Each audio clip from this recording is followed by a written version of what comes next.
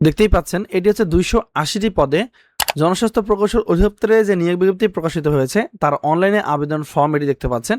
So এই চাকরির আবেদন ফর্ম পূরণ করতে যদি আপনি ভুল করেন সেক্ষেত্রে কিন্তু আপনি পরীক্ষার জন্য SMS পাবেন না। আসসালামু আলাইকুম বন্ধুরা, আপনারা সবাই জানেন 280টি পদে জনস্বাস্থ্য প্রকৌশল অধিদপ্তরে অফিস সহায়ক পদে একটি বিশাল নিয়োগ বিজ্ঞপ্তি প্রকাশিত হয়েছে, যেখানে কিন্তু আপনারা বাংলাদেশের সকল জেলা থেকে নারী পুরুষ উভয় প্রার্থী যাদের বয়স 18 থেকে 32 বছরের মধ্যে তারা কিন্তু আবেদন করতে পারবেন। সো এর আবেদন কিন্তু অলরেডি শুরু হয়েছে। এই যে চাকরির আবেদন ফর্মটি আছে এই ফর্মটা আপনারা কিভাবে অনলাইনের মাধ্যমে পূরণ করবেন, কিভাবে টাকা জমা দিবেন এবং কোন অংশে কি কি লিখতে হবে, কি কি সতর্কতা অবলম্বন করতে হবে, সবকিছু জেনে বুঝে শুনে যদি আপনি আবেদনটি করেন তাহলে আপনার আবেদনে কোনো ভুল হবে না এবং আপনি নিশ্চিত থাকবেন যে আপনার এডমিট কার্ড অবশ্যই আসবে। সো চেষ্টা করবেন এই ভিডিওটা দেখে তারপর অনলাইনে আবেদন করার।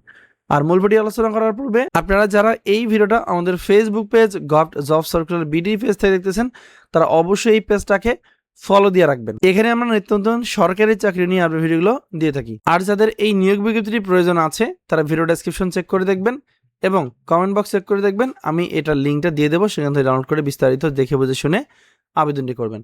আমরা মূল টপিকে আসি। সো এর আবেদন কিন্তু অলরেডি শুরু হয়েছে গতকাল থেকে, যা কিনা চলবে জুলাই মাসের 8 তারিখ পর্যন্ত। আবেদন করতে হবে এই ওয়েবসাইটের মাধ্যমে। আমরা প্রথমে এই ওয়েবসাইটে যাব। সো যে কোনো একটা ব্রাউজার নিয়ে অ্যাড্রেস বারে গিয়ে লিখতে হবে, এই যে দেখছেন লিঙ্কটা দেওয়া আছে dpsc.teletra.com.bd। প্রথমে আপনাকে এই ওয়েবসাইটটা সার্চ করতে হবে। এখান থেকে যে লিঙ্কটা প্রথমে চলে আসবে বা ওয়েবসাইটটি প্রথমে আসবে আপনাকে সেখানে ক্লিক করতে হবে। ক্লিক করার পর আপনার এরকম একটা ইন্টারফেস আসবে, এখানে দেখবেন অনগোয়িং সার্কুলার লেখা আছে, এখানে ক্লিক করবেন। ক্লিক করার পর এরকম ইন্টারফেস আসবে অনলাইন অ্যাপ্লিকেশন। এখানে এসে এই যে লেখা আছে application form, click here to apply online, এখানে ক্লিক করে দেবেন। ক্লিক করার পর অ্যাভেলেবেল পোস্ট আসবে, এখানে যে পদটা অ্যাভেলেবেল আছে বা বর্তমানে সার্কুলার চলতেছে সেই পোস্টটা আমাদেরকে সিলেক্ট করতে হবে। সেই পোস্টের নাম হচ্ছে অফিস সহায়ক। দেন এখান থেকে নেক্সট বাটনে ক্লিক করব। ক্লিক করার পর এখান থেকে নো বাটনে ক্লিক করে নেক্সট বাটনে ক্লিক করে দেবো। ক্লিক করার সাথে সাথে কিন্তু আমাদেরকে আবেদন ফর্মটি দেওয়া হবে। দেখেন name of the post office সহায়ক। সো বেসিক ইনফরমেশন দেওয়া আছে, এগুলো সব আমি এক এক করে সব কিছু পূরণ করে দেখিয়ে দিচ্ছি। আপনারা একটু চেষ্টা করবেন আজকের এই ভিডিওটা ধৈর্য সহকারে সম্পূর্ণটা দেখা। আর আপনাদের যাদের এই অফিস সহায়ক পদের জন্য লিখিত পরীক্ষার জন্য আপনার আপডেট চূড়ান্ত সাজেশন প্রয়োজন আছে, তারা স্ক্রিনে দেওয়া হোয়াটসঅ্যাপ নম্বরে যোগাযোগ করে এই সাজেশনটি সংগ্রহ করে এখন থেকে ভালো প্রিপারেশন নেবেন। সো আমরা মূল টপিকে আসি। সো আমি এখন এই পুরো ফর্মটা পূরণ করে আপনাদেরকে সুন্দরভাবে সব কিছু বুঝিয়ে দিচ্ছি। তো দেখেন আমি কিন্তু পুরো ফর্মটা পূরণ করে নিয়েছি। সো ফর্মের শুরুতে দেখেন দেওয়া আছে আবেদনকারীর নাম, এখানে ইংরেজিতে দেওয়া আছে, দেন বাংলায় দেওয়া আছে, দেন বাবার নাম দেওয়া আছে, দেন মায়ের নাম দেওয়া আছে, এভাবে বাংলা ইংরেজি অনুযায়ী দেওয়া আছে। এরপর জন্ম তারিখ দেওয়া আছে, দেখেন বছর মাস দিন হিসাব করে যার যেটা সেভাবেই দিবেন।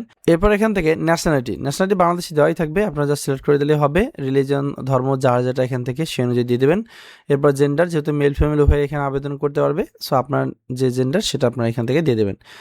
এরপর দেখেন national ID. So national ID দিয়ে আবেদন করতে পারবেন কিনা, কিংবা জন্ম নিবন্ধন কার্ড দিয়ে আবেদন করা যাবে কিনা, কিংবা দুইটা যে কোনো একটা হলে আবেদন করা যাবে কিনা, এই বিষয়টা আমি আপনাদেরকে স্পষ্ট করে আজকে বলে দেবো। তার আগে আপনারা যারা এখনো জানেন না যে 1485টি পদে সমাজসেবা অধিদপ্তরে কিন্তু বর্তমানে একটি নিয়োগ বিজ্ঞপ্তি চলমান আছে, যেখানে আপনারা বাংলাদেশের সকল জেলা থেকে নারী পুরুষ উভয় প্রার্থী যারা অষ্টম SSC ও HSC পাস করেছেন তারা কিন্তু এখানে আবেদন করতে পারবেন। এখানে ইউনিয়ন সমাজকর্মী নামে একটা পদ দেওয়া আছে, যেখানে 312 জন লোক নিয়োগ করা হবে, HSC পাশে আবেদন করা যাবে। এছাড়াও সবচেয়ে বেশি লোক নিয়োগ করা হবে, এখানে দেওয়া আছে অফিস সহায়ক। সেখানে SSC পাশে আপনারা আবেদন করতে পারবেন যাদের বয়স 18 থেকে 32 বছরের মধ্যে। এর আবেদন কিন্তু অলরেডি শুরু হয়েছে, যা কিনা চলবে এ মাসের 23 তারিখ পর্যন্ত। সো যারা আবেদন করতে চান দ্রুত এই সার্কুলারটিতে আবেদন করবেন।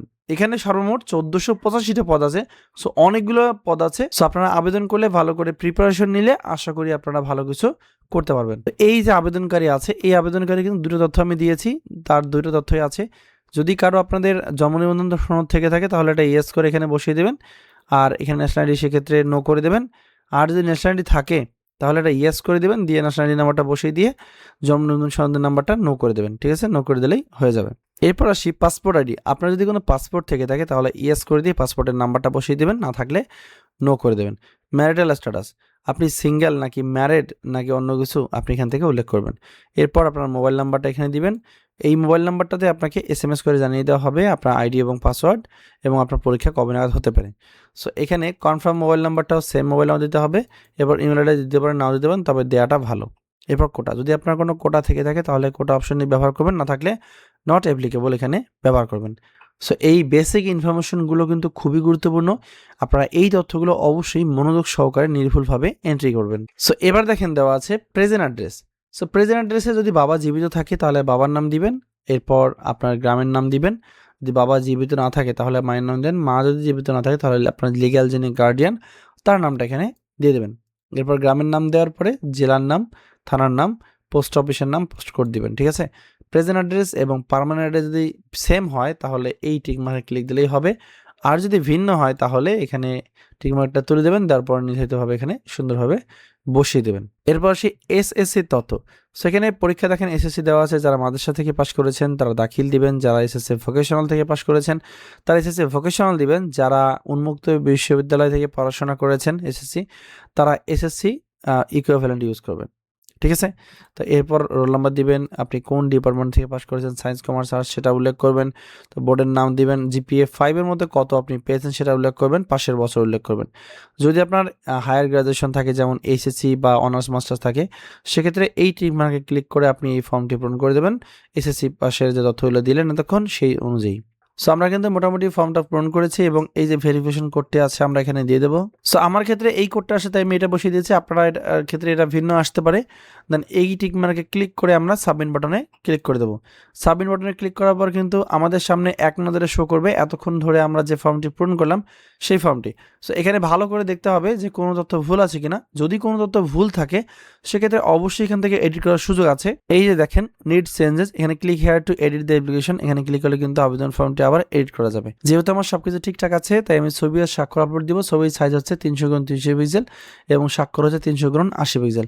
সো এই সাইজের ছবি আর স্বাক্ষর আপনার হাতে থাকা মোবাইল ফোন দিয়ে কীভাবে তৈরি করবেন সেটা নিয়ে কিন্তু ভিডিও আছে। যারা এই ভিডিওটা আমাদের ইউটিউব চ্যানেল থেকে দেখতেছেন তারা অবশ্যই ভিডিও ডেসক্রিপশন চেক করে দেখেন, তারা ওখান থেকে ভিডিওটা দেখে বুঝে শুনে আপনারা কিন্তু মোবাইল ফোন দিয়ে এই কাজটা করতে পারবেন, ঠিক আছে। তো আমরা এখন ব্রাউজারে ক্লিক করে প্রথমে ছবিটা আপলোড দিয়ে নেব, দেন আপলোড সিগনেচারে ক্লিক করে সিগনেচারটি আপলোড দিয়ে নেব, দেন এই টিকমার্কে ক্লিক করে সাবমিট বাটনে ক্লিক করে দেবো। সাবমিট বাটনে ক্লিক করার সাথে সাথে কিন্তু আবেদনটি সাবমিট হয়ে যাবে এবং আমাদেরকে একটি ইউজার আইডি, এই যে দেখেন এটা হচ্ছে ইউজার আইডি, ঠিক আছে। এই যে ইউজার আইডি দেওয়া আছে এই ইউজার আইডি ব্যবহার করে কিন্তু আমাদেরকে পরীক্ষার ফি বাবদ টাকা জমা দিতে হবে। সো এখন আমি বলে দিচ্ছি এই পরীক্ষার ফির টাকাটা আপনারা কীভাবে জমা করবেন।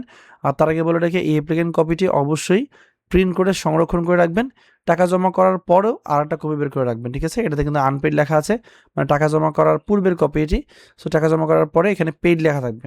সো আপনারা অবশ্যই এটা দুইভাবে ডাউনলোড করে নেবেন। সো আপনি আবেদন সাবমিট করার 72 ঘন্টার মধ্যে যদি টাকা জমা না দেন তাহলে আপনার আবেদন ফর্মটি বাতিল হয়ে যাবে, সেক্ষেত্রে আপনাকে নতুন করে আবার আবেদন করতে হবে। সো ওই ঝামেলায় যাবেন না, আপনার টাকা জমা করবেন দ্রুত। সো টাকা জমা করার জন্য প্রথমে আপনাকে টেলিটক প্রিপেড সিমে 60 টাকার মতো রিচার্জ করতে হবে, ঠিক আছে। রিচার্জ করার পর মেসেজ লিখতে হবে ডিপিএসি স্পেস ইউজার আইডি, একটু আগে ইউজার আইডি কথা বলেছি ওই ইউজার আইডি দিয়ে দেবেন, তারপর মেসেজটি 160 বলতে সেন্ড করবেন। সেন্ড করার পর আপনার কাছে একটা এসএমএস আসবে যেখানে আপনার নাম থাকবে, কত টাকা কেটে নেওয়া হবে সেটা থাকবে এবং 8 সংখ্যার একটা পিন নাম্বার থাকবে। দ্বিতীয়বার মেসেজ অপশনে গিয়ে আপনার লিখতে হবে ডিপিএসি স্পেস ইএস স্পেস পিন নাম্বারটা দিয়ে মেসেজটি 160 বলতে সেন্ড করতে হবে। সেন্ড করার সাথে সাথে আপনার কাছে আইডি এবং পাসওয়ার্ড দেওয়া হবে, ওই আইডি পাসওয়ার্ড ভালো করে রাখবেন পরবর্তীতে আপনার এডমিট কার্ড উত্তোলন করার জন্য। তো বন্ধুরা দেখলেন কিভাবে অফিস সহায়ক পদে জনস্বাস্থ্য প্রকৌশল অধিদপ্তরে আবেদন করতে হয়, আমি A to Z কিন্তু আপনাদেরকে দেখিয়েছি, ঠিক আছে। সো ভিডিও শেষে একটা কথা বলবো, যারা আমাদের ফেসবুক পেজ এখনও ফলো দিয়ে রাখেন নাই, আপনাদের মধ্যে অনেকেই আছেন যারা কিন্তু ফলো দিয়ে রাখেন নাই, অবশ্যই ফলো দিয়ে রাখবেন, কারণ ফলো দিলে নিয়মিত আপডেটগুলো আপনার ফোনে নোটিফিকেশন আকারে চলে যাবে। সো দেখা হবে পরবর্তী ভিডিওতে, আজকের ভিডিও এই পর্যন্তই। ভালো থাকবেন সবাই, আসসালামু আলাইকুম।